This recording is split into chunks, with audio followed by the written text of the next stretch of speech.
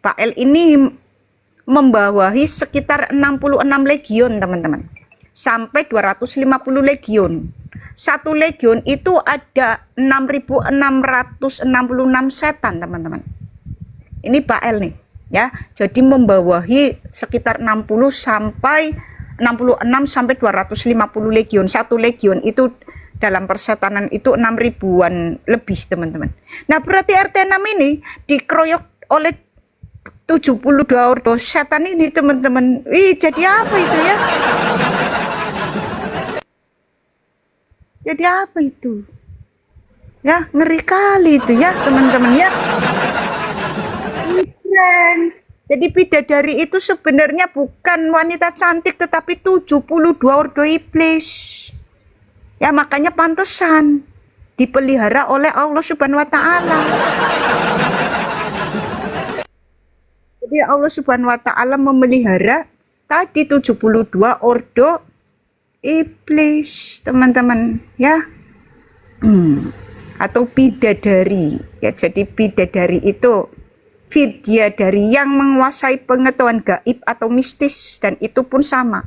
Archkoti ya 72 ordo iblis Salomo julukannya juga yang menguasai pengetahuan gaib atau mistis. Ya, teman-teman. Ini, teman-teman.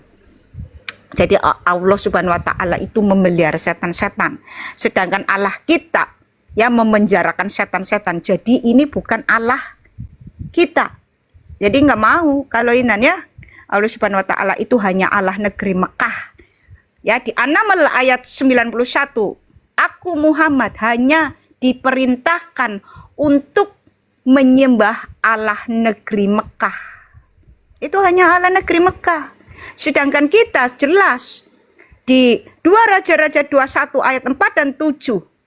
Allah kita mengatakan dengan tegas, namaku selama-lamanya aku letakkan di Yerusalem. Jadi pusat spiritualitas kita di Yerusalem, bukan di Mekah. Kalau di Mekah ya bersekutu dengan raja setan. Karena hanya raja setan yang memelihara setan. Ya, teman-teman. Karena kalau Allah kita membuang setan-setan, melemparkan setan-setan. Ya, makanya kita akan lihat, teman-teman. Ya. Tadi kan sudah.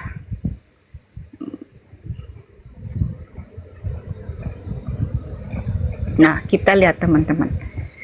Di kitab mereka tidak ada satupun, teman-teman, ayat yang mengatakan bahwa Allahnya ada di surga. Itu tidak ada. Nah, adanya di Arsy nih, teman-teman. Adanya di Arsy. Ya, ini beberapa surat yang tak kutip. Sesungguhnya Tuhan kamu ialah Allah yang telah menciptakan langit dan bumi dalam 6 masa, kemudian dia bersemayam di atas Arsy. Al-A'raf ayat 54. Terus surat Yunus ayat 3. Sesungguhnya Tuhan kalian ialah Allah yang menciptakan langit dan bumi dalam 6 masa, kemudian dia bersemayam di atas Arsy untuk mengatur segala urusan Arsy. Terus ayat 2. Allah lah yang meninggikan langit tanpa tiang sebagaimana yang kalian lihat, kemudian dia bersemayam di atas Arsy. Jadi hanya dituliskan berada di atas Arsy. Beda dengan Bapa kami yang di surga. Ya, kita baca lagi. Kalau kita, Allahnya ada di surga. Ya, kalau mereka jelas kaki Allahnya ada di neraka, ya, teman-teman. Nah, kita lihat kalau kita Allahnya ada di surga nih. Ya, kita lihat lagi nih. Supaya tahu. Ya, yang di neraka itu iblis, bukan Allah pencipta semesta alam, ya. Nah, kita lihat nih. Kita lihat Allah kita ada di surga, ya. Contohnya ini kita baca nih, teman-teman. Mazmur 123 ayat 1. Kepadamu aku melayangkan mataku, ya engkau yang bersemayam di surga. Ya, di surga. Kita baca lagi nih, ya. Demikianlah Matius 5 ayat 16. Kata Yesus, demikianlah hendaknya terangmu bercahaya di depan orang, supaya mereka melihat perbuatanmu yang baik dan memuliakan Bapakmu yang di sorga. Matius 23 ayat 9. Dan janganlah kamu menyebut siapapun Bapak di bumi ini, karena hanya satu Bapamu, yaitu Dia yang di sorga. Bahkan doa kita setiap hari itu, Bapa kami yang ada di sorga. Ya, Bapa kami yang di sorga, dikuduskanlah namamu, datanglah kerajaanmu.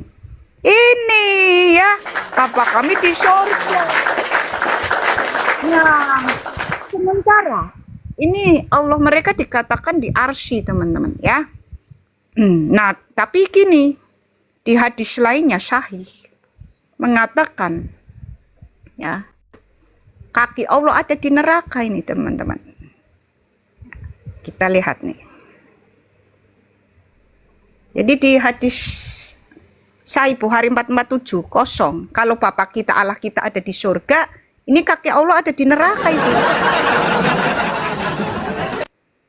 Itu ya. Kaki Allah ada di neraka.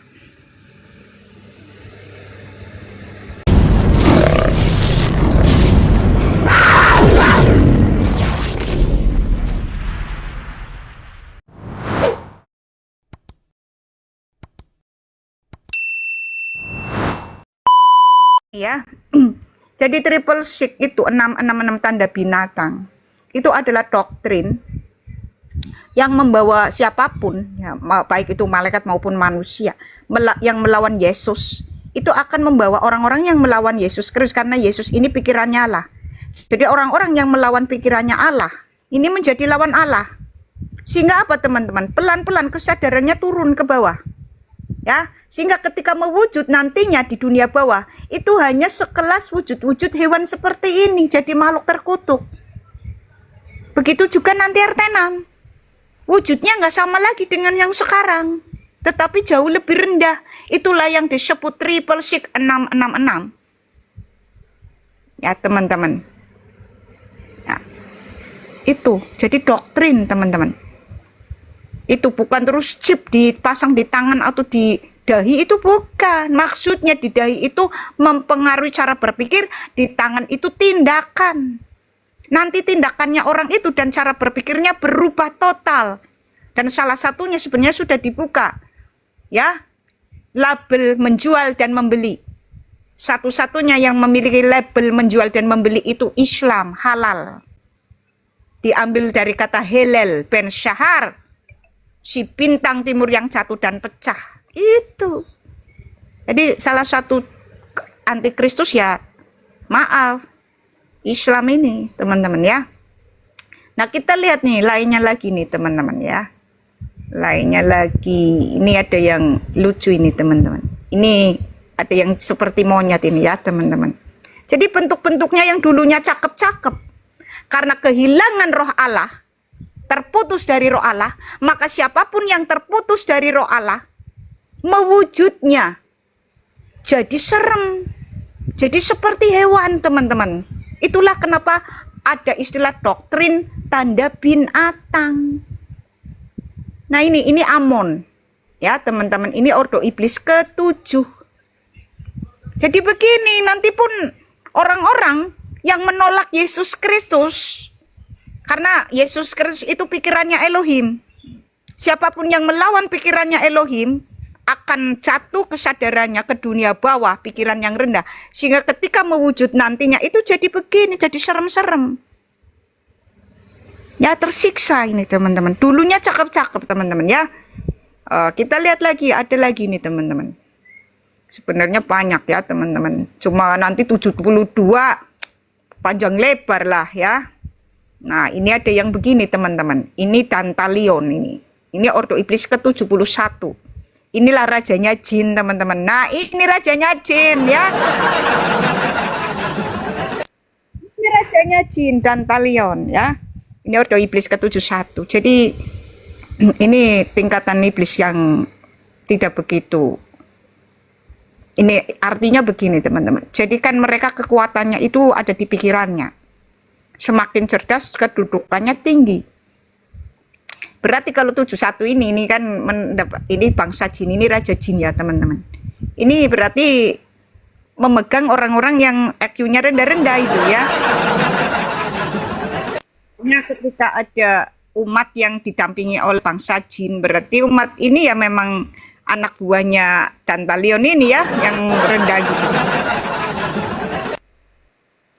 Ini Dantalion. Nah, itulah sekelumit ya teman-teman. Jadi siapapun yang melawan Yesus Kristus, karena Yesus Kristus adalah pikirannya Elohim, kecerdasannya Elohim, maka akan jatuh ke jurang maut. Sehingga apa teman-teman? Sehingga nanti mewujudnya itu seperti hewan.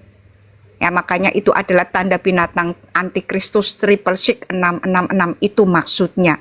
Jadi bukan terus chip nanti disuntikan ke tangan sama dahi, bukan.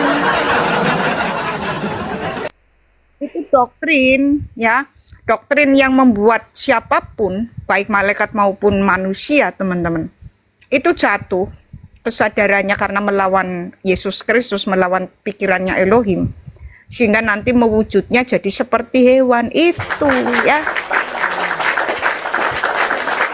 Jadi ada 72 ordo iblis Salomo ya, yang dimaksud Archkotia.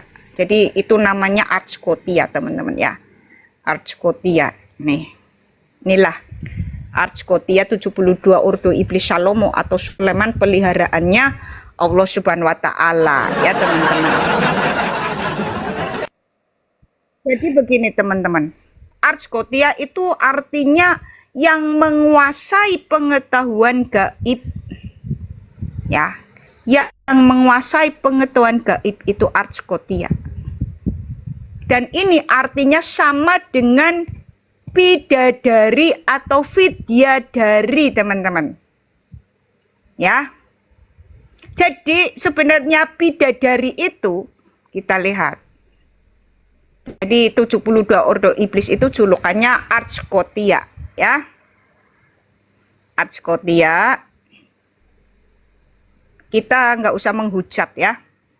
Kalau mau apa sih berdiskusi itu yang baik, itu menunjukkan kau memang anaknya setan. Karena anggota sekte iblis sedunia itu nggak anti agamamu, nggak anti nabimu. Mereka hanya menghujat Yesus sama seperti kamu ya. Bisa bicara baik-baik ya Tommy. Semoga kalau kamu itu nggak mati dicabut nyawanya oleh iblis Israel itu. Berani-berani menghujat Yesus segitunya di depanku ya. Hancur kau, semuanya metong. Penghujat Yesus Kristus yang keterlaluan di depanku. Hancur kau Tommy sebentar lagi kalau nggak bertobat ya. Bidadari atau vidyadari ini artinya sama, yang menguasai pengetahuan gaib atau mistis ya. Jadi arti kata vidyadari, vidya pengetahuan atau ilmu gaib atau sihir, dari itu yang memegang, menguasai, yang membawa. Jadi ini artinya sama dengan Archkotia tadi 72 ordo iblis teman-teman. Jadi bidadari itu sebenarnya 72 ordo iblis ya. Jadi bidadari itu 72 ordo iblis, bukan wanita-wanita cantik itu ya teman-teman. Jadi RT6 ini sebenarnya diprank karena ternyata menyatu dengan 72 ordo iblis. Sedangkan satu ini kita lihat nih, ini contohnya vidya dari si Bael nih. Bael ini membawahi sekitar 66 legion teman-teman, sampai 250 legion. Satu legion itu ada 6.666 setan teman-teman. Ini Bael nih ya. Jadi membawahi sekitar 66 sampai 250 legion. Satu legion itu dalam persetanan itu 6.000-an lebih teman-teman. Nah berarti RT6 ini dikeroyok oleh 72 ordo setan ini teman-teman. Jadi apa itu ya? Jadi apa itu? Ya ngeri kali itu ya teman-teman ya. Jadi bidadari itu sebenarnya bukan wanita cantik, tetapi 72 ordo iblis. Ya makanya pantesan dipelihara oleh Allah Subhanahu wa taala. Jadi Allah Subhanahu wa taala memelihara tadi 72 ordo iblis, teman-teman, ya. Atau bidadari, ya. Jadi bidadari itu vidya dari yang menguasai pengetahuan gaib atau mistis, dan itu pun sama. Archkoti ya 72 ordo iblis Salomo, julukannya juga yang menguasai pengetahuan gaib atau mistis, ya teman-teman. Ini teman-teman. Jadi Allah Subhanahu wa taala itu memelihara setan-setan, sedangkan Allah kita ya memenjarakan setan-setan. Jadi ini bukan Allah kita. Jadi nggak mau kalau ini ya. Allah Subhanahu wa taala itu hanya Allah negeri Mekah. Ya, di An-Naml ayat 91, aku Muhammad hanya diperintahkan untuk menyembah Allah negeri Mekah. Itu hanya Allah negeri Mekah. Sedangkan kita jelas di 2 Raja-Raja 21 ayat 4 dan 7, Allah kita mengatakan dengan tegas, namaku selama-lamanya aku letakkan di Yerusalem. Jadi pusat spiritualitas kita di Yerusalem, bukan di Mekah. Kalau di Mekah ya bersekutu dengan raja setan itu. Karena hanya raja setan yang memelihara setan. Ya teman-teman, karena kalau Allah kita membuang setan-setan, melemparkan setan-setan. Ya makanya kita akan lihat teman-teman. Ya, tadi kan sudah.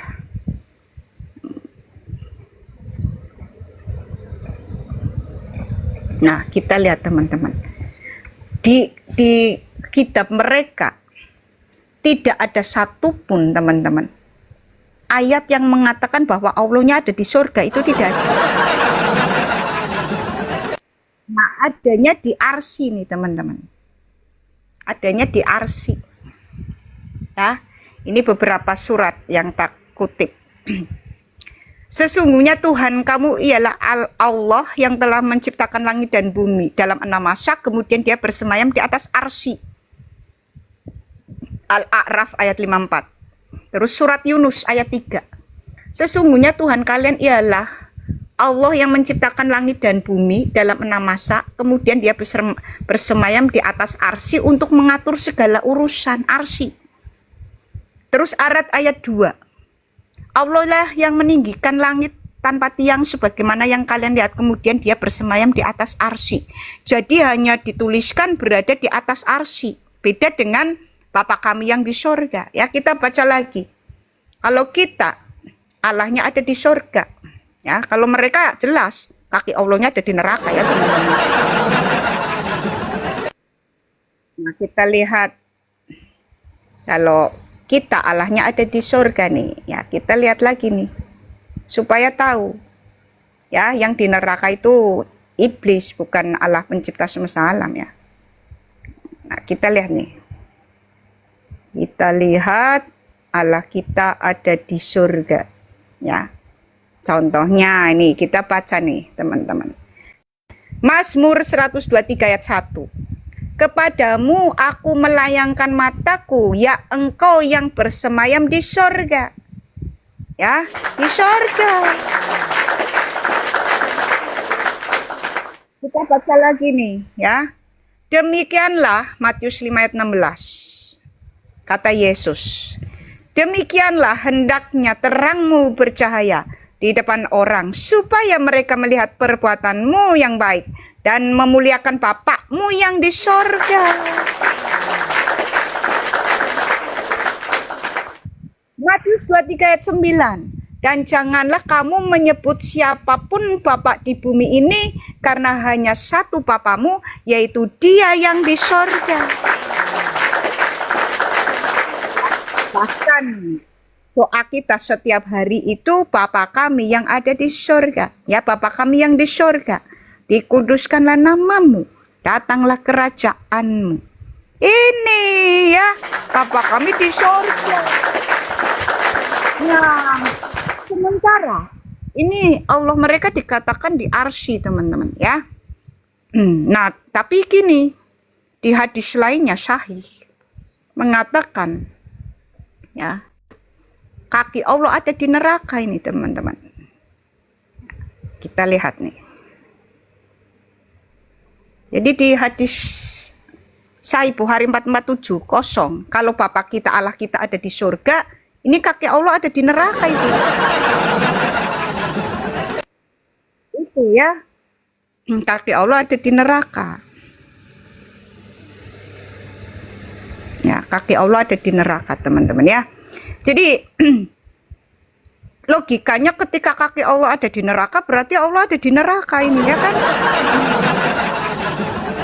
Makanya di kitab mereka tidak ada satupun ayat yang menuliskan bahwa Allah mereka ada di surga. Tidak ada, teman-teman, tidak ada. Makanya kalau kita berdoa, Bapa kami yang di surga, dikuduskanlah namamu, datanglah kerajaanmu. Itu doa kita. Nah, kalau mereka kan kaki Allahnya di neraka, berarti doanya ya Allah yang kakinya ada di neraka. Begitu. Ya, jadi beda, teman-teman ya. Padahal yang di neraka itu tadi sudah tak jelaskan, yang ada di neraka itu iblis. Kita baca lagi ayatnya ya. Yang ada di neraka itu jelas iblis. Ya, kita lihat lagi, teman-teman. Yang ada di neraka itu iblis. Nah, ini. Dan iblis, Wahyu 20 ayat 10, yang menyesatkan mereka dilemparkan ke dalam lautan api dan belerang, yaitu tempat binatang dan nabi palsu itu, dan mereka akan disiksa siang malam sampai selama-lamanya.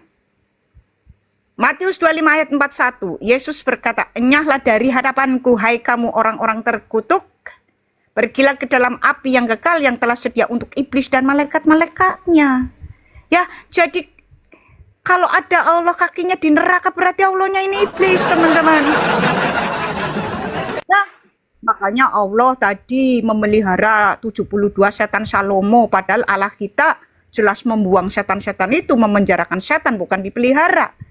Ya, makanya Allah itu memberi pendamping dari golongan jin dan setan, sedangkan ajaran kita, Allah kita menganggap seluruh jin dan seluruh malaikat maut itu iblis. Ya, di RT 6 dijadikan pendamping, bahkan penjemput kematian itu ya. Para malaikat maut itu kan setan di ajaran kita. Nah, mereka matinya dicabut nyawanya oleh malaikat maut. Berarti di situ ada persekutuan dengan iblis itu. Makanya tidak ada satupun di dalam kitab mereka yang menuliskan bahwa Allahnya ada di surga. Tidak ada, teman-teman. Ya. Tetapi ada di Arsy. Ini kita lanjutkan lagi. Ya, di Arsy ini. Ya.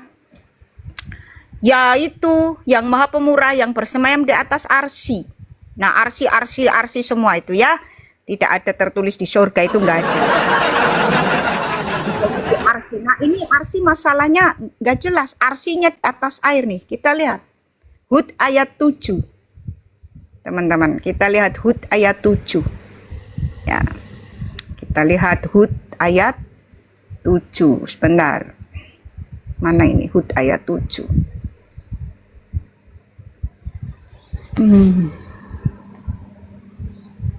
Hud ayat 7 ya.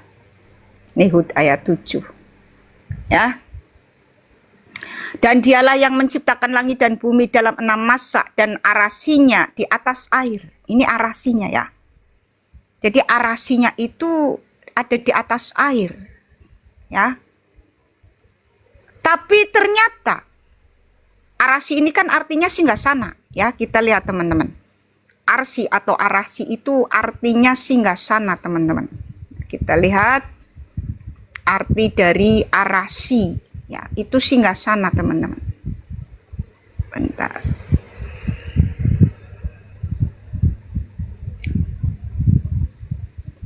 Mana ini? Jadi arti dari arasi itu singgasana, ya teman-teman. Oh enggak, belum tak tulis ya, ini nih. Arti dari arasi itu singgasana, ya, atau tahta, ya. Dalam Islam arsy atau al-arsy secara bahasa berarti singgasana, tahta atau bangunan yang tinggi, ya. Ini tahta ini. Nah, tadi kan berarti tahtanya di atas air ya teman-teman. Kita lihat lagi nih Hud ayat 7. Ya, kita lihat lagi nih. Ya, Hud ayat 7. Tap-tap layarnya dong teman-teman, kita memasuki hal yang rawan ini.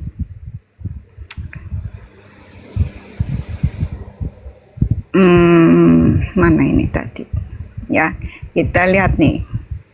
Tadi Hud ayat 7, bahwa tahta Allah itu ada di atas air. Nah, persoalannya teman-teman, ternyata di Sahih Muslim 5032 dituliskan tahta iblis pun atau arsinya itu ada di atas air. Ya, kita lihat nih teman-teman. Ya, kita lihat. Ya. Tahta iblis ya ada di atas air masalahnya teman-teman ya. Nah, ini. Nih, singgasana iblis ada di atas air. Ini Sahih Muslim 5032 sahih ya, teman-teman. Nih, teman-teman. Rasulullah SAW bersabda, sesungguhnya iblis meletakkan singgasananya di atas air. Itu teman-teman. Jadi tadi singgasana Allah ada di atas air, singgasana iblis pun di atas air. Nah, teman-teman tahu nggak? Tadi Allah di Al-Anbiya ayat 82 memelihara setan-setan lautan. Ya, setan-setan Salomo lautan. Kita lihat lagi ya, Al-Anbiya ayat 82. Kita lihat lagi. Ya. Al-Anbiya ayat 82. Nih. Kita lihat nih, supaya teman-teman dong. Dan kami tundukkan pula kepada Sulaiman segolongan setan-setan yang menyelam ke dalam laut untuknya, dan mereka mengerjakan pekerjaan selain itu, dan kami yang memelihara mereka itu. Teman-teman, setan lautan di dalam teks Ibrani ya itu adalah iblis Leviathan. Nah, ini Leviathan ini. Ini yang berkuasa, yang punya singgasana di atas air. Ini iblis Leviathan ya. Inilah Allah Subhanahu wa taala ya. Ini ya, ini. Jadi gini ya, teman-teman jin korin ya. Kau nggak usah ketik-ketik, tinggal bantah kok ya. Kenapa Allah kakinya di neraka gitu. Kenapa tidak ada satupun ayat yang mengatakan bahwa Allah kalian ada di surga? Itu nggak ada satupun. Nggak ada. Usah marah itu, apalagi ngancam-ngancam, kok mati. Ngancam aku itu sama dengan mendatangkan kematian bagimu ya. Jadi jangan ngancam-ngancam, berani-berani ngancam aku. Itu, aku ingatkan, siapapun yang ngancam aku, mati. Apalagi mau bertindak, kita buktikan. Di sini makanya nggak berani itu. Ya, kau tidak berhadapan dengan siapapun kau. Jadi inilah iblis lautan, Leviathan dalam perjanjian lama. Ya, Ayub 3 ayat 8 itu simbol kutukan dan mantra kegelapan. Ya, Ayub 41 ayat 1 sampai 34 memiliki kekuatan sangat dahsyat. Mazmur 74 ayat 14. Nanti Allah yang akan memecahkan kepalanya. Mazmur 104 ayat 25 dan 26 makhluk lautan. Ya, Yesaya 27 ayat 1 ular yang melingkar, naga laut yang dibinasakan Allah di akhir zaman nantinya. Nah, inilah di Wahyu 12 ayat 9 ini dipertegas. Naga besar ya, simbol iblis atau satan. Ini teman-teman. Ya, ini. Inilah iblis yang ada di lautan. Yang singgasananya ada di lautan ya. Ini teman-teman. Ini adalah Leviathan, si naga besar atau si ular tua. Teman-teman ya. Inilah yang singgasananya ada di lautan. Aku nggak butuh anak-anak setan pada nonton ya. Aku butuh satu orang bertobat saja, ini sudah satu kegembiraan. Ya, nggak butuh anak-anak setan mah ditentukan untuk binasa. Aku butuhnya orang-orang yang anak-anaknya Yesus yang masih terjebak di ajaran setan itu. Jadi kalau anak setan nggak butuh aku, biarin. Buat apa? Itu ditentukan untuk binasa. Jadi teman-teman harus tahu, di dalam diri manusia-manusia ini, kelihatannya manusia, itu sebenarnya memang ada anak-anak setan yang disebut Nephilim tadi, yang selalu hidup dan masuk ya ke generasi berikutnya. Nah, ini yang ditentukan untuk binasa. Ya, jadi kalau ada manusia itu alot sekali, memang tidak akan pernah percaya Yesus Kristus, tidak akan pernah mengikuti Yesus, berarti itu anak setan. Itu kaum Nephilim. Jadi roh-roh Nephilim tadi itu sudah ada di dalam dirinya. Jadi kalau memang orang-orang begitu, itu nggak usah diladeni. Itu memang ditentukan untuk binasa. Memang itu anak-anak setan, anak-anaknya Azazel. Ya, jadi kalau yang bertobat inilah memang anak-anaknya Yesus yang terjebak, teman-teman, di dalam. Jadi Yesus itu mengambil bagiannya sendiri, bukan mengambil anak-anak setan. Jadi siapapun yang menolak Yesus Kristus sebagai Tuhan dan Juru Selamat, itu berarti anak setan udah. Ya, bukan bagiannya Yesus. Memang ditentukan untuk binasa, ya mereka. Oh jelas, seluruh sekte iblis nih, anggota sekte iblis nggak anti agamamu. Ya, nggak anti nabimu, nggak anti ajaran kebaikan. Mereka hanya anti Yesus Kristus, sama sepertimu. Ya, sama sepertimu, user ya. Jadi kalian-kalian yang melawan Yesus Kristus itu memang anak-anak setan, ditentukan untuk binasa. Tubuhnya aja manusia. Ya, tubuhnya manusia, teman-teman. Tetapi itu anak-anak setan ya, yang ditentukan untuk binasa. Kan Yesus mengatakan dia hanya mengambil bagiannya. Ya, itu teman-teman. Nah, kita lihat teman-teman. Jadi, singgasana di lautan itu iblis Leviathan sinaga besar. Lautan purba. Ya, teman-teman. Ini simbol iblis atau Satan. Teman-teman, kita lihat teman-teman. Ya. Allah kan tadi singgasananya di air ya. Terus iblis juga singgasananya di air. Sahih Muslim 5032. Allah singgasananya di air juga. Hud ayat 7. Dan ternyata iblis yang ada di air itu Leviathan sinaga besar. Ya. Yang adalah simbol iblis atau Satan, teman-teman. Ya. Nah, kita lihat teman-teman arti lainnya ini. Ini arti lainnya nih. Nih. Aduh, sebentar. Ini arti lainnya nih, teman-teman. Inilah si naga besar yang singgasananya di lautan. Karena dulu bumi itu ketika si iblis mungkin dilempar itu masih bentuk lautan ya. Leviathan dalam teks Ibrani melingkar membengkokkan. Ayub 38 tadi sudah ya, sebenarnya simbol kutukan, kegelapan, kekacauan ya. Ayub 41 ayat 1 sampai 34 raja semua makhluk yang angkuh, raja setan. Mazmur 74 ayat 14 hanya Allah nanti yang bisa mengalahkannya ya. Ini ciptaan Allah dulunya, ular naga lautan yang akan dihukum oleh Allah.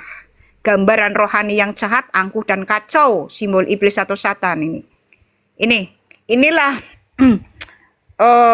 iblis yang singgasananya di lautan, itu Leviathan, teman-teman ya, namanya. Jadi ketika ada iblis katanya tadi tahtanya di lautan. Sahih Muslim 5032, singgasana iblis di atas air. Ya, terus Hud ayat 7 singgasana Allah di atas air. Leviathan singgasananya di atas air, sinaga besar ini. Ya teman-teman, ini adalah simbol iblis atau Satan teman-teman, yang menyesatkan seluruh dunia dan dilemparkan ke bumi bersama malaikat-malaikatnya. Ini Leviathan. Ya, nah ini sebenarnya simbol kekuatan iblis yang tadi sudah tak jelaskan. Iblis-iblisnya antara lain Baal, ya, Astaroth, terus Azazel. Nah, kita lihat teman-teman. Ya, kita lihat Sigil of Satan. Bulan sabit tidak itu, Dedin? Ya, Kak. Bulan sabit itu iblis Baal ya. Nah, kita akan bicara tentang tadi, si naga itu ya, naga besar, si Leviathan, yang singgasananya di atas air, seperti Allah dan iblis, ya kan? Mesopotamia, kita lihat nih, Mesopotamia mengenal dewa naga, namanya Namu. Nih, namu ini. Ini namu, teman-teman. Si ular tua, ya, si naga besar, teman-teman. Namu, snakehead, namu Dewi Naga Lautan Purba Engur peradaban Mesopotamia. Ini namu ini. Ya, ini namu ini. Yang tadi singgasananya sama, ya, di air. Ini si namu, ya teman-teman. Ini namu. Nah, untuk bangsa Babel menyebutnya Tiamat. Nah, ini nih. Ini Tiamat nih, teman-teman. Namu dan Tiamat, ini Tiamat. Jadi kalau bangsa Babel menyebut Namu itu Tiamat. Teman-teman kitab, tapi ini udah berat ini. Ini Tiamat ini, teman-teman. Ya, ini Tiamat ini. Ya kan naga kan? Betul nggak? Jadi ini dewa lautan, dewa air ya, teman-teman, dewa air. Jadi Namu dan Tiamat itu sama, itu naga, ya, iblis yang hidup di atas air, yang arsinya di atas air tahtanya. Nah, teman-teman, Namu, ya, ibu para dewa. Ibu para dewa ini. Ibu para dewa, Namu melahirkan An, langit dan Ki, ya, serta dewa dan kebijaksanaan Engi, ya. Kaitan dengan naga atau ular kosmik, ya, ini. Sebagai personifikasi lautan purba, kekacauan, ya, teman-teman. Simbol kekacauan, ya, simbol kejahatan itu. Namu, itu ibunya para Anunnaki, teman-teman, ya. Jadi kalau ada yang ngomong Anunnaki itu kelompoknya Yesus, itu POTOL, ya. Nah, kita lihat teman-teman, simbol dari naga besar, Dewi Naga, Namu dan Tiamat simbolnya. Nah, jeder kon ya, ini nih. Ini menara bulan sabit.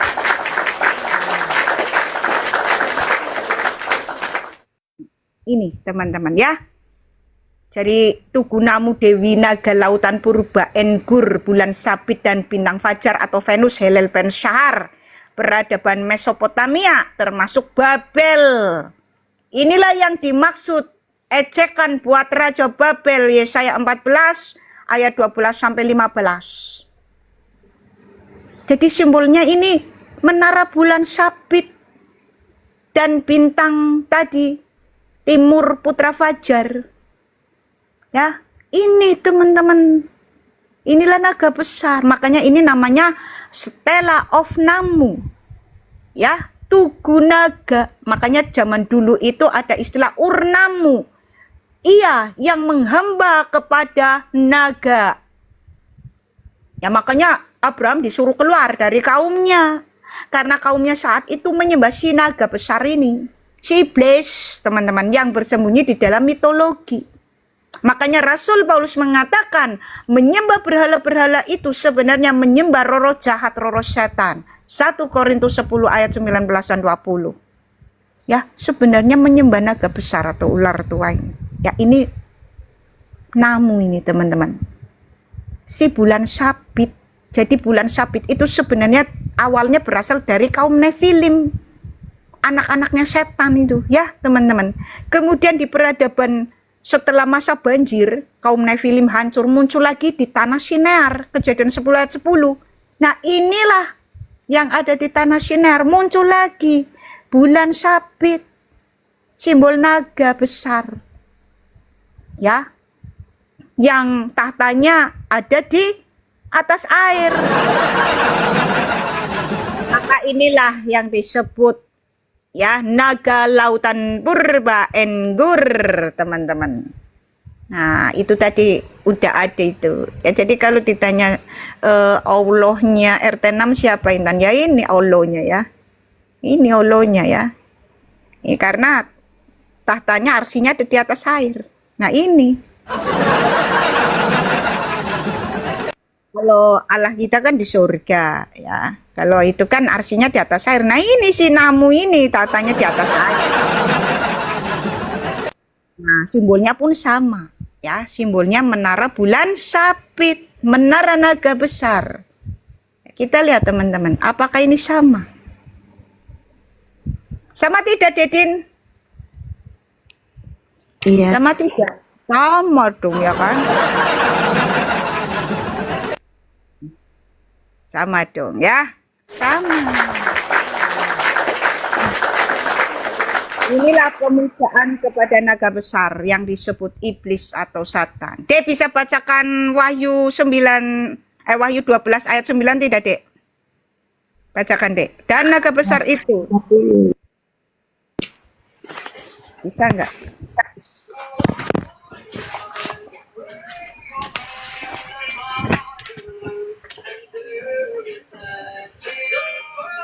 Jadi inilah berhala terbesar sepanjang sejarah manusia.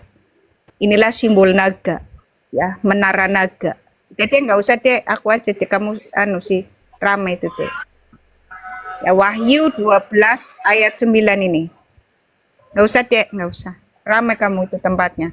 Wahyu 12 ayat 9. Dan naga besar itu, si ular tua yang disebut iblis atau Satan yang menyesatkan seluruh dunia, dilemparkan ke bawah, ia dilemparkan ke bumi bersama-sama dengan malaikat-malaikatnya. Ya, inilah menara naga yang kemudian 2500 tahun kemudian menjadi menara Baal. Kita lihat menara Baal ya, teman-teman. Baal, ordo iblis pertama, raja iblis pertama. Ini Baal nih, ya. Menara Baal. Sama ya, teman-teman? Sama enggak? Sama dong. Kristen pagan ya, menara Baal ini. Kristen. Ya, teman-teman, sama. Ini Islam sebelah kiri, sebelah kanan menara Baal. Jadi itulah menara Satan ya, teman-teman. Nah, makanya sama ini. Ini sigil of Satan ini. Nah, ini sigil of Satan. Sama kan? Sama. Inilah simbol naga besar. Ya, teman-teman. Simbol naga besar yang berawal sebenarnya dari kaum Nephilim, anak-anaknya Azazel CS. Ya, anak-anak setan, teman-teman, kemudian hancur oleh banjir Nuh, kemudian muncul lagi di tanah Sinar sampai ke peradaban Zoroaster, kemudian hancur oleh peperangan dan muncul lagi di Mekah, teman-teman ya. Itu. Inilah simbol utama, ya. Inilah simbol utama naga besar. Lautan purba awalnya ya, lautan purba Engur yang awalnya bernama Namu, yang kemudian memperkenalkan diri terang-terangan 2500 tahun kemudian itu adalah iblis Baal, teman-teman ya. Dan iblis Baal ini salah satu ya. Ini iblis Baal ini yang punya simbol tadi bulan sabit. Ini adalah ordo ke-1. Ya, ordo ke-1. Nih, ini Baal itu nomor 1 itu, teman-teman, ya. Dari 72 ordo iblis yang dipelihara oleh Allah Subhanahu wa taala. Itu, ya. Jadi hanya raja iblis yang bisa memelihara setan. Itu hanya raja iblis. Hanya raja iblis yang kakinya ada di neraka. Ya, itu hanya raja iblis. Hanya raja iblis yang bisa memberikan umatnya pendamping dari golongan jin dan setan. Itu hanya raja iblis. Dan hanya raja iblis yang memiliki kuasa untuk mengutus para malaikat maut untuk mencabut nyawa umatnya. Karena seluruh bangsa jin, seluruh malaikat maut itu iblis. Maka ketika ada seseorang atau kelompok yang pendampingnya itu dari golongan jin, ya, yang dicabut nyawanya oleh para malaikat maut, berarti dia menyembah raja iblis. Makanya iblis juga Allah bagi seluruh bangsa setan. Maka seharusnya jangan menyembah Allahnya bangsa setan. Ya, berarti Allah Subhanahu wa taala itu kesimpulannya bukan Allahnya Abraham, Ishak dan Yakub, bukan Allahnya Musa. Justru Allah Subhanahu wa taala itu adalah naga besar. Ya, teman-teman. Makanya kita lihat ini. Ini Leviathan. Ya, yang simbolnya bulan sabit. Nyambung semua kan? Kenapa kalian membantah terus? Kalian itu bukan menyembah Allahnya Abraham, Ishak, dan Yakub, bukan menyembah Allahnya Musa. Ya, tetapi menyembah naga besar. Dan naga besar itu si ular tua yang disebut iblis atau Satan, yang menyesatkan seluruh dunia, dilemparkan ke bawah. Ia dilemparkan ke bumi bersama-sama dengan malaikat-malaikatnya. Dan malaikat-malaikatnya naga besar ini adalah seluruh bangsa jin dan seluruh malaikat maut. Makanya yang diberikan kepada kalian pendamping dari golongan jin dan setan. Sahih Muslim 5034 dan 5035. Sehingga berakhir di tangan para malaikat maut. Ya, Kaf ayat 19, As-Sajdah ayat 11. Itu berarti kalian menyembah Allahnya bangsa setan. Ya, teman-teman, bukan Allahnya Abraham, Ishak, dan Yakub, bukan Allahnya Musa, tetapi adalah naga besar, lautan purba awalnya, ya, yang mempunyai simbol tanduk. Ini, ya. Sekian dan terima kasih. Silakan yang mau bertanya. Silakan, Dek. Kau mau bertanya apa, Dek? Jangan bertanya ordo iblis ke 15 siapa, Kak? Jangan tanya itu, Dek. Nah, makanya melalui Yesus, kita ini dibawa ke dalam persekutuan yang benar. Ya, kita baca ya, 1 Yohanes 5 ayat 19. Ya, kita lihat teman-teman. Melalui Yesus, kita dibawa ke dalam persekutuan dengan Allah yang benar. Ya. 1 Yohanes 5 ayat 19 sampai 21. Kita tahu bahwa kita berasal dari Allah dan seluruh dunia berada di bawah kuasa si jahat. Akan tetapi kita tahu bahwa anak Allah telah datang dan telah mengaruniakan pengertian kepada kita, supaya kita mengenal yang benar dan kita ada di dalam yang benar, di dalam anaknya Yesus Kristus. Dia adalah Allah yang benar dan hidup yang kekal, bukan sakaratul maut, ya. Anak-anakku, waspadalah terhadap segala berhala. Nah, berhala terbesar sepanjang sejarah manusia yang awal mulanya dibawa oleh kaum Nefilim, yaitu anak-anak setan, itu adalah simbol menara bulan sabit. Inilah berhala terbesar sepanjang sejarah manusia karena ini simbol naga besar, ya, yang disebut iblis atau Satan. Itu teman-teman ya. Inilah berhala terbesar sepanjang sejarah manusia.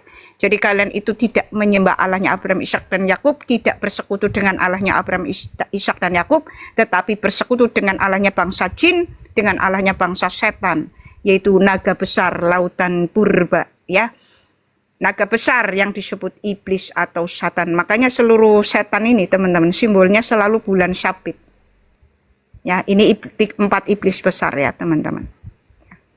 Makanya mereka itu kiblatnya sama, ya, dengan seluruh sekte iblis sedunia, yaitu kubus hitam. Ya, kubus hitam Saturnus itu simbol persekutuan dengan Azazel. Kita lihat nih, kubus hitam itu simbol persekutuan dengan Raja Iblis Azazel. Ya, teman-teman.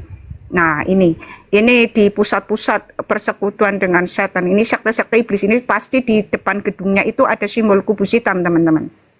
Itu ya, teman-teman. Makanya mesbah Elohim kita bukan kubus hitam ya. Kubus hitam itu mesbah bagi seluruh sekte iblis sedunia. Kita lihat nih. Jadi kubus hitam itu kiblat bagi semua sekte iblis sedunia ini. Ya, bukan mesbah Elohim kita ya. Nah, itu di sebelah kiri atas itu punyanya sekte iblis Yahudi itu tersesat. Tengah Mekah, yang kanan paling atas itu, paling kanan atas itu seluruh sekte iblis sedunia, kuilnya kubus hitam. Yang kiri bawah itu sebelah kiri itu kuil Freemason Illuminati, yang sebelah kanan bawah itu sekte iblis Fajar Emas, agama iblis Telema. Jadi kubus hitam itu bukan cuma punya RT6 aja, seluruh sekte iblis itu simbol utamanya kubus hitam ya, teman-teman. Makanya ada agama setan itu, salah satunya ya Telema. Nah, kalau mesbah Elohim kita itu bukan kubus hitam ya. Jadi sekali lagi mesbah Elohim kita itu bukan kubus hitam. Makanya Allah Israel ini beda sendiri. Sedangkan Allah lainnya itu semuanya kubus hitam, teman-teman. Jadi Allah Israel itu mesbahnya begini, teman-teman ya. Bukan kubus hitam. Itu ya. Jadi Allah Israel itu bukan kubus hitam ya. Kubus hitam itu simbol paling dilarang oleh Allah Israel ya. Amos 5 ayat 26, Kisah Para Rasul 7 ayat 43. Itu teman-teman ya. Kita naikkan satu muslim. Mana ini yang muslim itu memang mana ini? Nih, ini Bang Mangku Langit ini. Muslimnya yang mana ini muslim? Kak Mangku Langit, temu kita di Kalau sini. itu Yuk. Shalom. Shalom Bang. Halo. Kuotan semua yang mau naik gitu ah. Yautan Biasanya semua ini di Bufat tuh Pak Mangku. ini awalu coba awalu ya. Awalu ini muslim ini. Iya. Salam Bu, Bang Mbak Intan. 506 Bang Sogo. Lebih bagus Ya Bang. Gimana Bang? lebih bagus miara cewek daripada miara setan ya. Iyalah. Dan mulai ya. Betul kan? Pak Mangku gitu. Lo iyalah. Kan lebih bagus melihara cewek artinya secara moral ya. Memang secara moral ya sama-sama rusaknya lah, tetapi kan lebih bagus melihara cewek daripada melihara setan. Kalau setan taruhannya nyawa, betul nggak Bang? Betul. Kalau cewek setan kan taruhannya kan duit gitu kan. duit, taruhannya duit. Duit. Yang penting punya kepribadian ya, Deden. Iya Kak. Mobil pribadi, rumah pribadi. Deposito pribadi gitu loh Bang, punya kepribadian. Itu yang penting. Silakan Bang Mangku Langit, silakan bernarasi lah. Iya mungkin ada tambahan dari Kak Mangku. Kak Mangku. Kebiasaan di Bufat juga gitu Kak.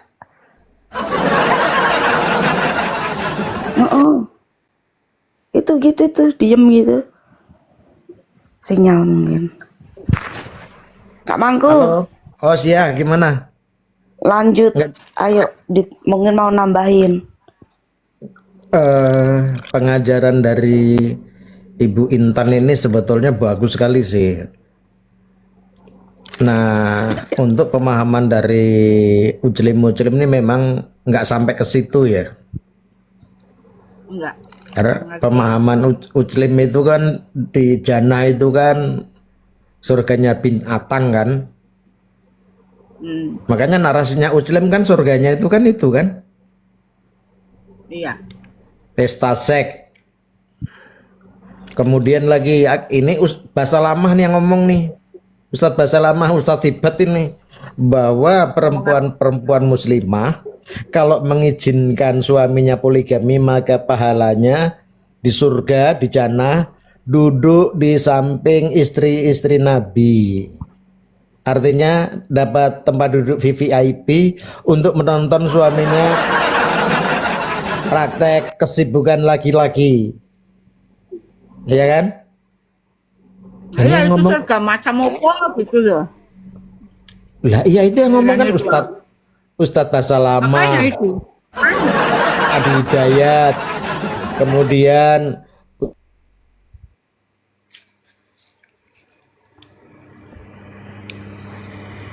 Hukum mati. Deden. Ya Kak Kak, Mangku. biasa. Kak Mangku tuh gitu. Sinyalnya nggak kuat. Naik tower lah Kak Mangku. Mbak masuk tower dalam rumah lah. Itu di Bufat juga gitu. mana sekarang?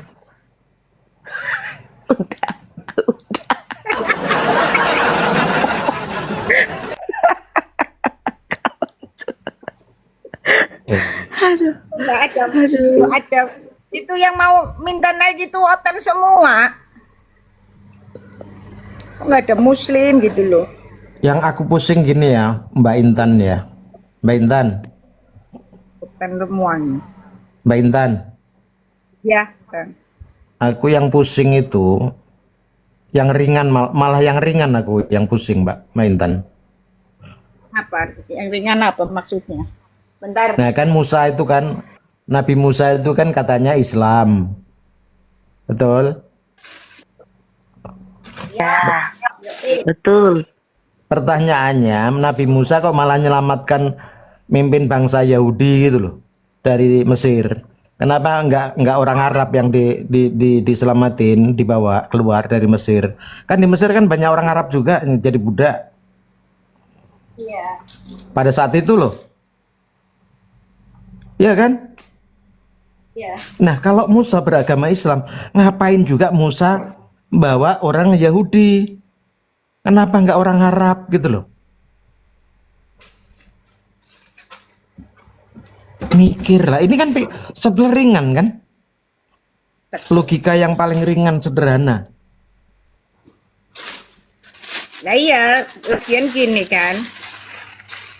Si Musa ini kan orang Israel loh. Kok mereka sekarang benci Israel itu gimana? Ya makanya itu. Nah aku kan bikin VT ya. Aku nanya sama ustadz-ustadz terkenal itu, kenapa Musa itu kan Islam, ya kan, harus saling tolong menolong dengan sesama Islam, betul nggak? Betul. Prinsip Islam kan gitu kan, sesama iman harus saling tolong menolong. Buktinya ya, saya ambil bukti fakta yang nyata ketika Pilkada DKI. Tidak boleh memilih calon gubernur non-muslim, harus seiman walaupun dia perampok, walaupun dia brengsek segala macam, yang penting seiman, betul? Betul. Kasus Ahok. Mhm. Nah pertanyaannya, mereka juga mengklaim Musa itu Islam, walaupun Musa juga ndak ada data Musa itu ngaji atau sholat, kan ndak ada data ya. Ada datanya nggak? Yang ada datanya dikejar-kejar sama batu, ngejar batu. Nah itu. Nah enggak, aku mencoba memahami cara berpikir Muslim gitu loh. Jadi mereka mengklaim Musa itu kan Islam. Nah pertanyaanku, Musa ini sholat, ngaji, atau menunaikan 5 rukun Islam apa enggak? Kan itu kan? Iya. Bener kan? Nah pertanyaan Iya. saya, kok Musa tega-teganya nggak bawa orang Arab itu loh keluar dari tanah Mesir? Itu loh.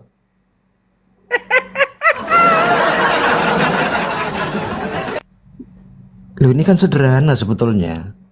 Makanya aku juga mumet, aku mikir-mikir kayak gini kan.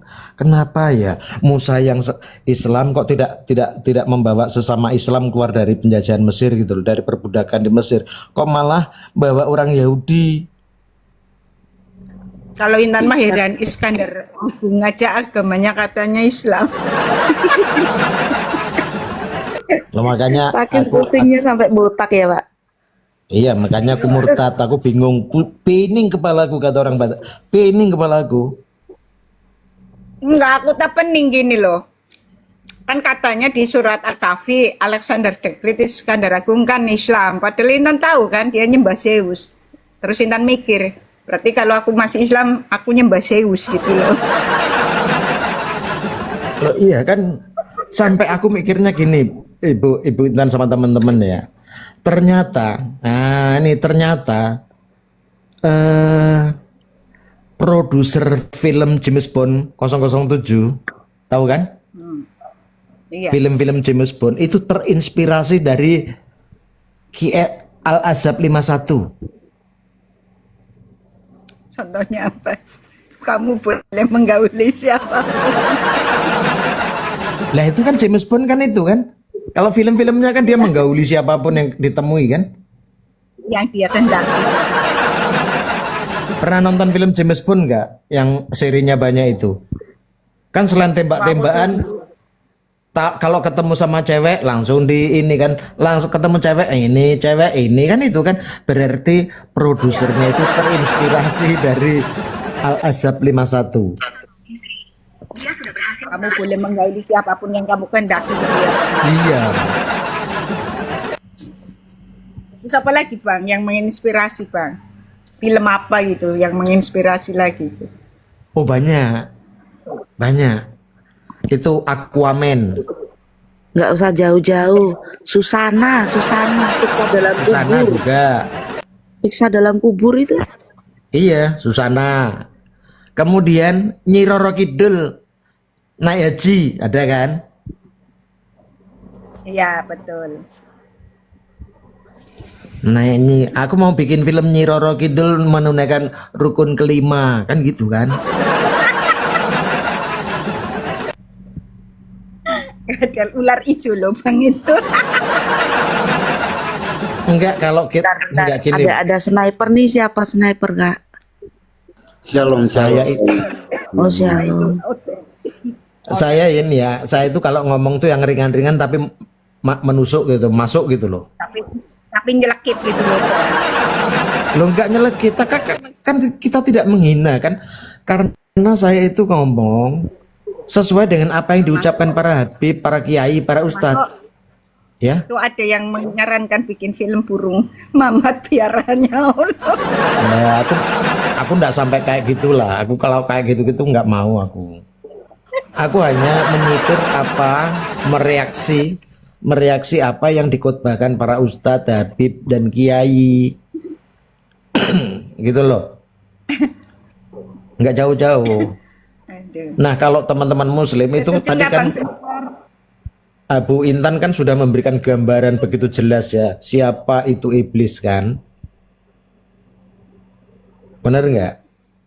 Cuman persoalannya teman-teman ini kan tidak pernah mau membaca sendiri mereka apa kata Ustadz. Ini masalahnya. Apa kata Ustadz lah. Makanya kan bahasa lama kan ngomong kan. Itu jelas loh di YouTube juga ngomong dia bahwa para muslimah yang mengizinkan suaminya poligami maka pahalanya duduk di samping istri-istri Nabi. Artinya kursi VVIP kan. Nah kalau orang sudah duduk di kursi VVIP berarti kan nobar kan, nonton bareng kan. Pertanyaannya apa yang ditonton? Sementara ustadz lain mengatakan kesibukan laki-laki di surga adalah solong talik alias. Aku mengatakannya.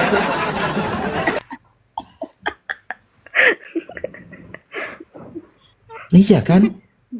Aku bukan omongan aku loh, ini omongan ustadz loh. Terus aku tadi terinspirasi dari pengajaran Bu Intan. Itu kan gambaran-gambaran bin Atang semua ya Bu ya. Betul. Pantesan Ustadz Munsir situ Ustadz Nababan tuh ngomong kambing agamanya Islam, sapi agamanya Islam, kucing Islam, tikus juga Islam. Betul. Giliran Bepong nggak mau ya Bang ya. Giliran Bepong nggak mau. Kasihan Bepong loh Bang, ini dianaktirikan, betul nggak Bang? Iya. Sama-sama ciptaan. Aku juga bingung nih, ada Vitiku juga. Ya padahal kan Vitiku. harusnya sesama peri kehewanan gitu kan. Nah, itu. Aku juga gini Bu Intan, bingungnya gini. Bepong itu kan juga ciptaan Allah. Ya, tikus juga ciptaan Allah. Setan juga ciptaan Allah, iblis juga ciptaan Allah. Pertanyaannya kok si Allah itu mengharapkan babi, tikus, jin, Islam, setan? Ya kan dia Setan nggak sendiri. Hah? Kak Mangku gimana sih, kan dia sendiri Al-Kubra. Jangan anak tiri gitu. Gini ya, ini narasi ya, narasi Islam dari ustadz-ustadz bahwa bahkan Allah itu minta bantuan manusia untuk memusuhi setan, betul kan? Betul enggak? Betul pasti. Setan itu musuh Allah. Maka Allah juga minta bantuan umatnya untuk memusuhi setan. Pertanyaannya Allah itu tidak ngomong sama umatnya itu bahwa setan itu haram gitu loh.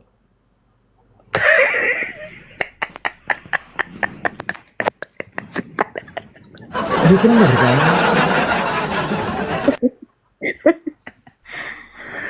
Lihat itu umat Islam itu, ya. Kalau dengar kalimat babi aja atau suara babi mereka sudah bingung, marah, ya kan langsung marah, kesetanan, bla bla bla bla, ngeruduk. Orang jualan daging babi digeruduk.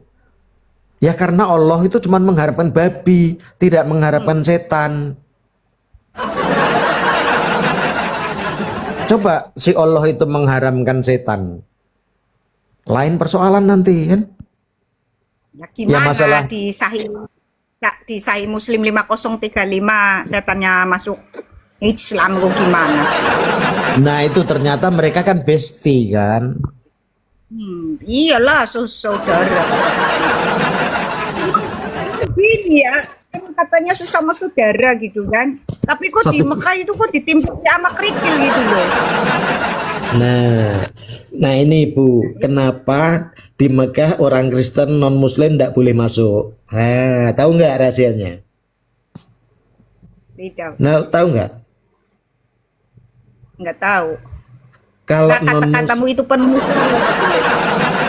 ya ini bener nih.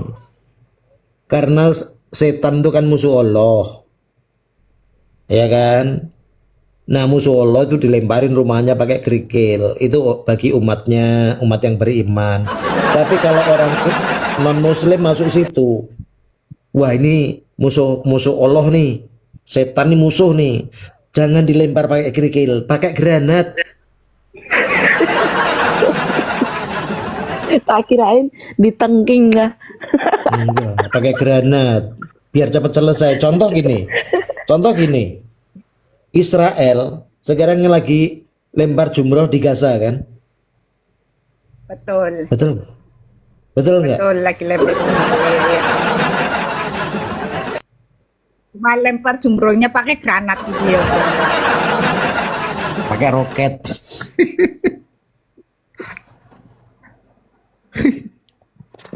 Kasihan Nah mereka ini kan, gitu ya. ya ini kan kita kan menggunakan akal lah, di dalam mempelajari sesuatu ya. Saya dulu juga gitu. Awalnya sih memang doktrinnya tuh ngeri memang. Sampai melekat kayak tai kucing rasa coklat lah. Sampai sekarang pun aku yakin mukibin kalau ada Habib ngomong, tainya itu wangi, ya kan? Ada kan? Habib yang ngomong, nya itu harum. Bayangkanlah dari mana ceritanya? TAI itu bau harum itu dari mana ceritanya? Hah? Ada nggak? Tapi lihat itu, kalau kiai ustadz ngomong TAI, TAI-nya itu harum, percaya semua mereka. Bener kan? Coba Kak Mangku coba bau Bu, mau nggak? Enggak sorry lah. Loh, aku baru buka YouTube ya. Ada seorang ustadz tuh cerita bahwa di Islam itu ada 5 jenis kentut. Bayangkan masalah kentut itu masuk agama. Ada itu. Jenisnya kayak apa tuh? Jenisnya kayak apa? Baru denger nih. Ada 5 jenis kentut dalam Islam. Itu yang ngomong ustadz bukan aku ya. Bukan narasi aku. Ya. Itu kayak apa Kak? Makanya. Kentut ada suara, itu artinya orangnya nggak pernah ngaji. Oh dari sana.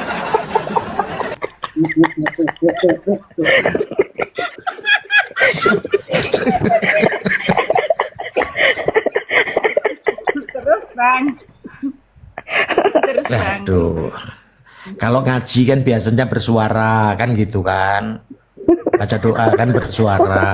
Tapi karena dia tidak pernah ngaji, dihukum Allah Ketika dia sholat Jumat langsung kentutnya bunyi. Bau langsung tertuduh, oh kau ini tidak pernah sholat, tidak pernah ngaji gitu loh. Apalagi Artinya kalau Allah makannya tuh- telur, waduh. waduh, sama ikan asin. aku begitu dengar pengajian dari si Ustadz ini, aku sebetulnya nggak tega, kasihan sama teman-teman Muslim, bener, kasihan sekali. Saya sebagai manusia ya, dalam otak saya itu memang saya ini sebagai manusia ketawa ketawa, tapi di sisi yang lain aku kasihan dengan teman-teman Muslim. Itu audiensnya banyak loh, banyak, Ya, tapi tidak ada satupun yang protes. Tidak ada Enggak, satupun yang kalau Intan nih dulu Pamangkulang itu ya. Intan tuh dulu nggak suka dengerin ceramahnya itu loh, ulama-ulama itu karena nggak masuk akal di logika. ya artinya kan gini, kentut kok juga tahu 5 waktu itu loh. Nah, makanya itu. Nah aku ngomong gini supaya teman-teman yang di live chat itu, terutama yang Muslim ya, tolong sadarlah, ya bertobatlah. Kalau kalian kayak gini-gini terus, ya kamu seperti apa yang dibilang Bu Intan tadi, nyembah dewa laut, nyembah setan. Dan saya juga bertanya, Ya dewa laut yang di Alkitab itu Leviathan tadi. nah Kam- ini ada pertanyaan yang mungkin agak sedikit menggelitik ya, dari sisi keimanan. Allah minta disembah, ya kan? Betul.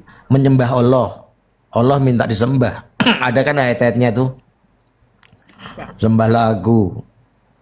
Pertanyaan saya, apa manfaat bagi Tuhan manusia nyembah dia? Manfaatnya bagi Tuhan apa sih? Ini pertanyaan saya sedikit agak cerdas ya. Apa manfaat bagi Tuhan pribadi minta manusia itu nyembah dia? Kok kayak kurang kerjaan gitu loh si Allah ini. Bagi saya loh ya. manfaatnya bagi manusianya ini karena kalau bersekutu dengan Allah ini tidak akan mengalami penderitaan seharusnya loh. Adam Hawa itu kalau nggak Tidak. apa Gini, melanggar. bukan itu maksud aku Bu Intan. Allah minta disembah. Manfaatnya tuh apa bagi Allah kalau dia disembah manusia? Toh seharusnya logikanya tanpa disembah manusia pun, manusia itu kan tidak ada apa-apanya di depan Allah. Betul. Ya, lebih kecil dari butiran debu loh. Manusia itu di hadapan Allah. Ngapain juga Allah minta disembah sama butiran-butiran debu ini? Nggak ada manfaatnya. Itu loh, cara berpikir saya coba balik itu. Tuhan kok minta disembah? Tuhan menciptakan manusia hanya untuk nyembah dia.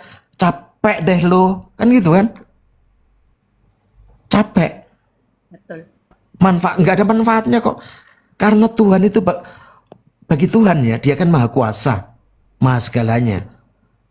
Nggak perlu minta disembah manusia kok. Nggak perlu. Tuhan yang benar, Allah yang benar itu hanya minta ngasih jalan aja. Ini loh kalau kamu mau masuk ke surga yang kekal, ini loh jalannya. Tuhan yang benar hanya ngasih perintah. Jangan ini, jangan itu, jangan ini, jangan asem, kan itu kan?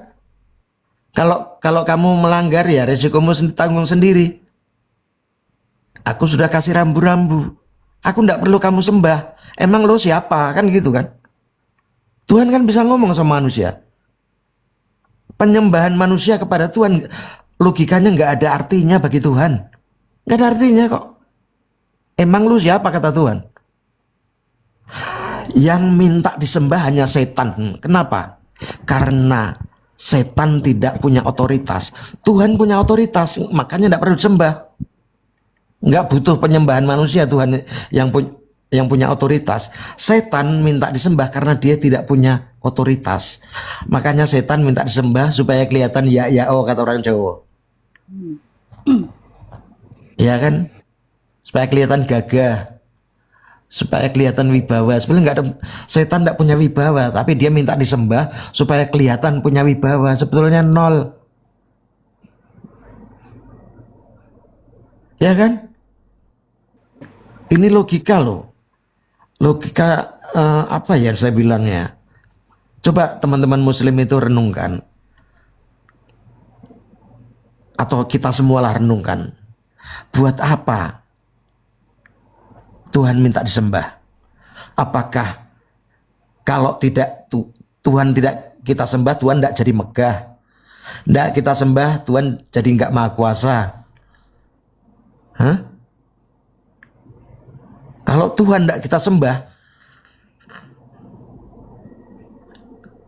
terus Tuhannya jadi kecil. Jadi Tuhan tidak langsung hilang wibawa, hilang arti, hilang kekuasaan gitu kah? Enggak kan?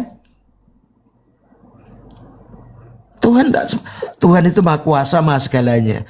Lo nyembah karena dia sudah punya segalanya, enggak perlu disembah, enggak butuh sembahan. Enggak perlu, Tuhan hanya ngasih petunjuk. Iya, Iya kan? betul. Makanya tadi ada ayat Yesus mengatakan, tidak semua orang yang teriak-teriak memanggil namaku Tuhan, Tuhan, Tuhan, aku sudah bernubuat atas namamu, aku sudah bermujizat atas namamu. Kata Tuhan Yesus, aku tidak mengenal engkau, hai si pembuat kejahatan. Karena apa? Yang teriak ya Allah, ya Allah, ya Allah, tapi kerjanya ngobrak-ngabrik warung babi, ngobrak-ngabrik warung pada saat bulan puasa. Itu kan jadi Benar aneh nggak? ya dulu Intan waktu masih Islam nih, masih remaja ya. Itu mikir loh, kok mereka puasa kok jadinya usil sama umat lain gitu loh. Jadinya kok puasa kok harusnya kan begini. Puasa ini justru itu umat lain yang makan di warung dan itu tantangan. Apakah kita ini terpengaruh oleh yang pada makan itu pemahaman Intan loh waktu dulu ya. Makanya Intan itu dikatain agak lain gitu teman-teman. Tapi sebenarnya kan yang agak lain ini mereka gitu loh.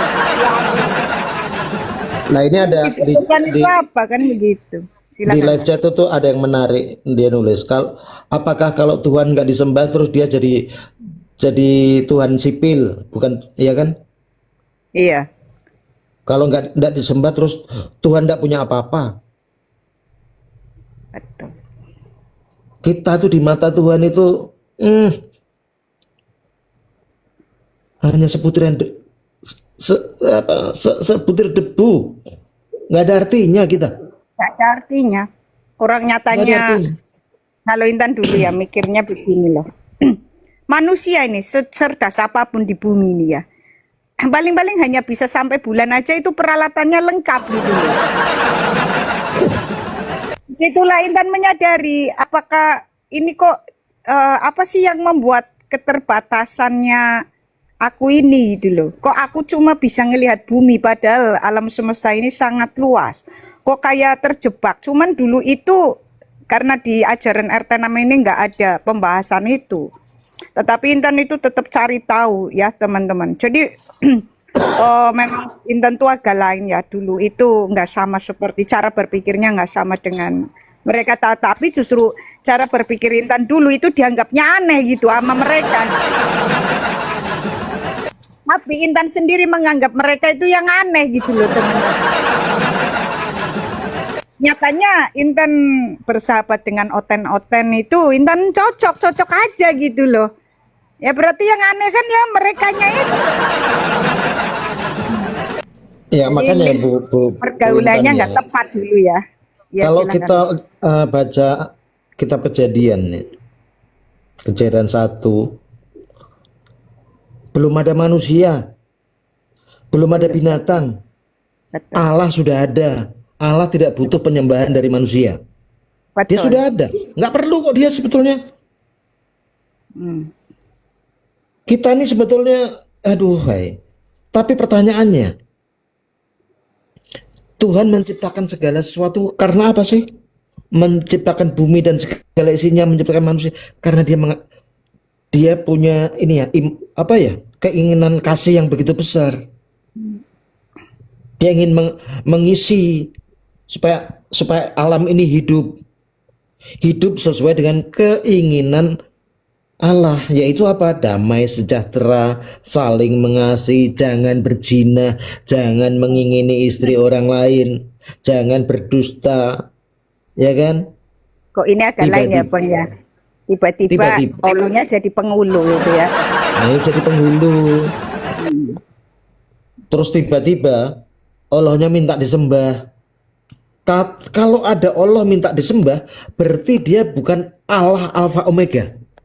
Bukan, bukan. Allah tidak Berarti butuh dia itu hanya ngaku-ngaku jadi Allah ngaku-ngaku. itulah kira-kira ya kan. Iyalah. Itu ngaku-ngaku. Karena apa? Allah itu tidak butuh pengakuan dari manusia. Emang lu siapa? Kata Allah bisa aja kan? Betul. Tuhan bisa aja. Emang lu siapa? Aku ndak butuh lu nyembah-nyembah aku 5 waktu sampai jungkir balik. Aku ndak perlu. Aku hanya nurunkan ini loh perintahku. Perintah Tuhan itu, keinginan Tuhan itu hanya nggak banyak kok. Hanya 10. Hmm.